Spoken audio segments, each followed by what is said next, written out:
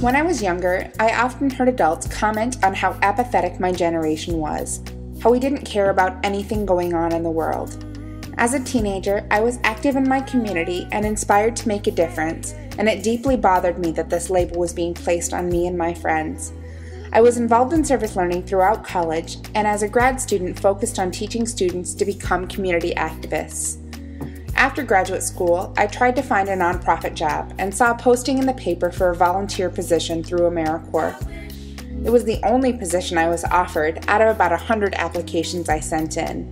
Being a national service member wasn't what I wanted to do, but I tried to give it my best effort. Volunteering a year of my life wasn't what I expected. I was isolated and not making much of a difference. If it hadn't been for the support I received from a staff member, I wouldn't have made it through my year. Not only did I make it through, but they also hired me to run the program after I finished. I took the job I have now because it gave me the opportunity to support other AmeriCorps members. Having gone through the experience gives me an insight about better supporting volunteers. Yes, I am hopeful for today.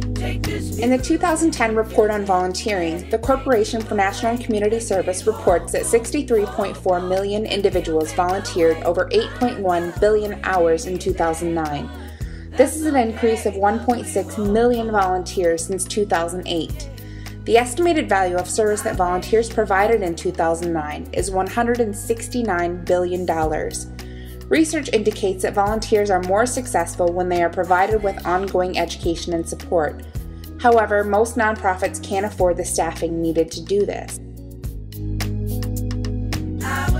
This begs the question, how could technology be used to support volunteers? Could volunteers receive centralized training and support through a virtual volunteer community?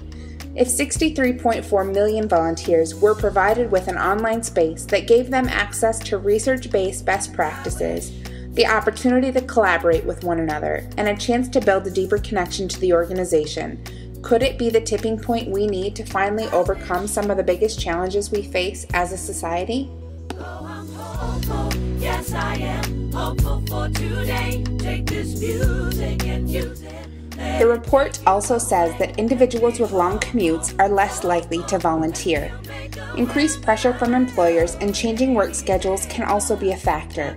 If nearly anything is possible through technology, could online volunteering be a way to engage this audience? If so, what do we need to know about supporting the virtual volunteer for the best possible outcomes? Research on civic engagement shows that volunteering enhances an individual's sense of connectedness to his or her community and country. Does online volunteering have the same effect? Though I'm no longer a teenager, I still experience the same anxiety I felt then whenever I hear about declining civic engagement of my generation.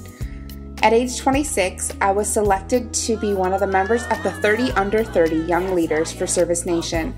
I quickly learned that at 26, I was an old young leader.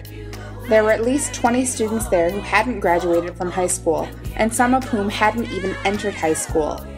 These students shared stories of how they had organized their friends and members of their community to volunteer through social networking.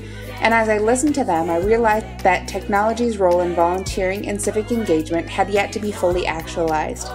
I hope that my research on the affordances and constraints of educational technology within the fields of volunteer management and virtual community development can maximize the impact of volunteers and further engage a new group of people in active citizenship through service.